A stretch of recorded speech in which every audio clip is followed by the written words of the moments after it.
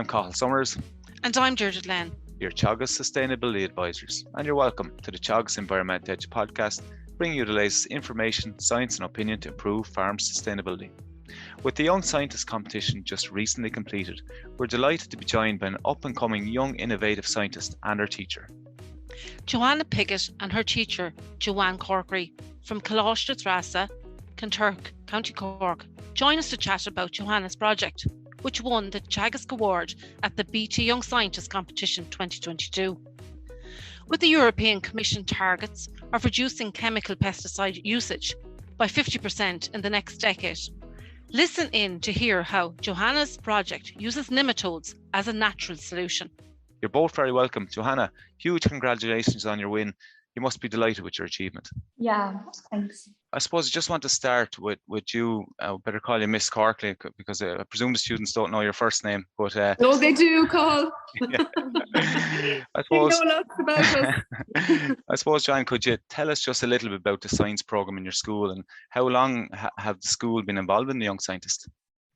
Well, I suppose really it's just really since about 2013 that we're involved since 2015. Really, we've enjoyed tremendous success at the competition. We were overall winners in 2015, and since that year really we've just been really successful. We were category awards, we've won some of the top 4 prizes, so really since 2015 we've been very successful. You must have I suppose a great interest amongst the teachers, number one, to get it going, but also I suppose success breeds interest as well. Have you found that within the school? That's it, definitely. I suppose the younger students would see the success of the older students, and there for a while, the first Monday in January, we'd be all above in the canteen. This was pre-COVID, of course, and the whole school would be there, and the deputy principal, Miss Walsh, would be interviewing the students coming back from the competition with the awards, and that definitely does help to motivate younger students, and they can see that it's attainable for them, and there's great interest, in fairness, generated around not just the school but the whole area of Kanturk when the competition is on. You've had 2 winners this year, Joanne. What do you think the secret is to your success? Well, I'm just one of 4 science teachers in the school, so the 4 of us work really hard, very diligently, trying to mentor the students, and I suppose I have to say the whole school community is so supportive. We have some of the projects would involve surveys, and in fairness, the students would be great to get guardians or grandparents or whatever to fill in surveys. The management are very, very approachable, and we all kind of try to work together. The parents, of course, are very supportive to the students themselves as well. Are, to be fair, Deirdre, so self-motivated, so diligent. Anything you ask them to do, they'll do it. They're just brilliant, I must say. They're fantastic to work with, and there's no secret to it, I suppose, really. But when you all work hard together, that's it. For us, it seems to be working okay. And actually, even other teachers in the school would help out with presentations, and we'll say English teachers, language teachers would help with the oral presentation of the projects towards the end. We have even retired teachers helping with proofreading project books, and it's really is a team effort that you couldn't sustain it otherwise, to be perfectly honest. Sounds very inspiring. Joanna, what inspired you to come up with the idea, and can you tell us a little bit about your project? Okay, so with my idea, we have a greenhouse at home, and I grew up around it, and I was always interested in how plants grow and so on, and I was always interested in the pesticides and how they can affect ourselves and our environment. And a student in our school last year actually did a project on the nematodes, so I was aware of them. So when I was trying to come up with a project idea, I started researching them and found out that they could be used as an alternative to pesticides in a farming environment. And I thought maybe I could build a project idea around that. So then my project idea was finding the optimum temperature for them to work at. Brilliant. And could you tell us, I suppose, to people who are listening that don't understand or don't know what a nematode is, what is a nematode? So the nematode strain that I used were entomopathogenic nematodes, and they are lethal parasites of insects. So they're microscopic roundworm, and upon entry of the insect, they release a bacterium that kills it within a few days. So that's where you can use them as pest killers. Oh, fantastic. And during the experiment, you used what are called white traps for collecting inoculum. Can you explain this process, how that was done? So I originally got a nematode inoculum from my mentor, Dr. Tomek Duarte in Carlo IT, and she was very kind to supply me with it. And when I got home, I needed more inoculums in order to carry out my experiment. So the white traps are basically a way of culturing the nematodes.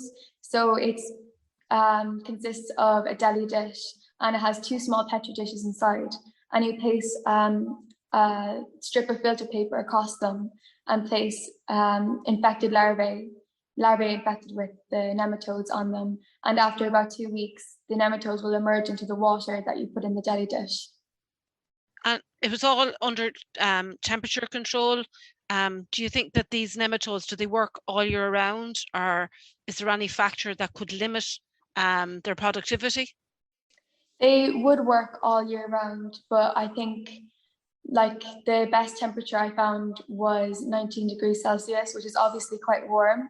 So they would have to be applied during the summer where it's the warmest, but they would still work all year round. They would just be work their best. Yeah, less effective. Yeah, exactly.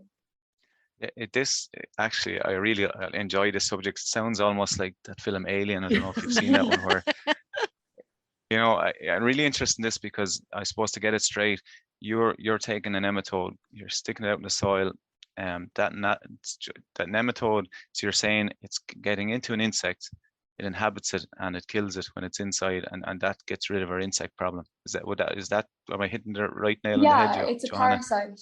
And Cathal, Joanna would have taken equipment from school, started this project in August. All of this practical work was done at home, so Joanna did it all from her own house, didn't you, Joanna? She took over a room with her incubators and her stereoscope and all of the apparatus. So everything was done at home by Joanna herself, in fairness.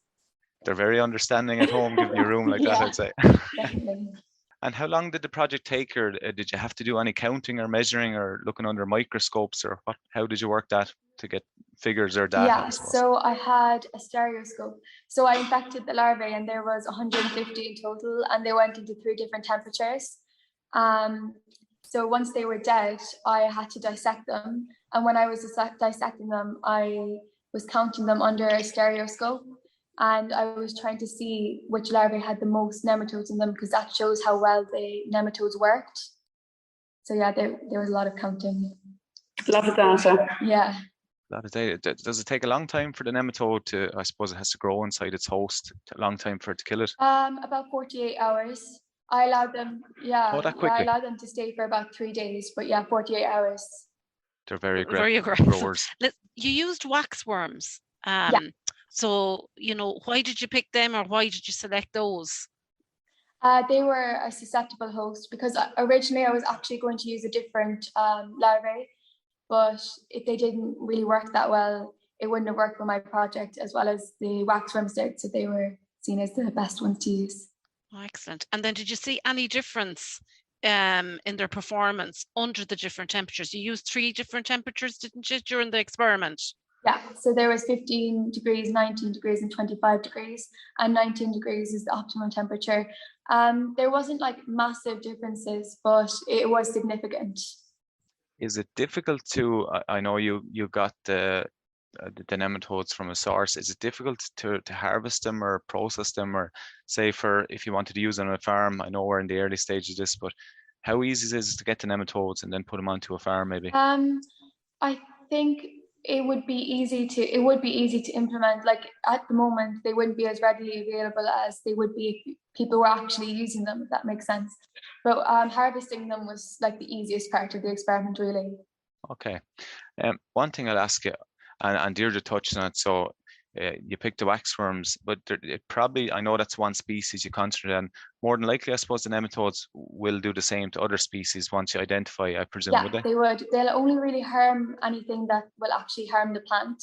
Like they aren't going to harm pollinators or earthworms or anything that would be beneficial, which makes them ideal, really.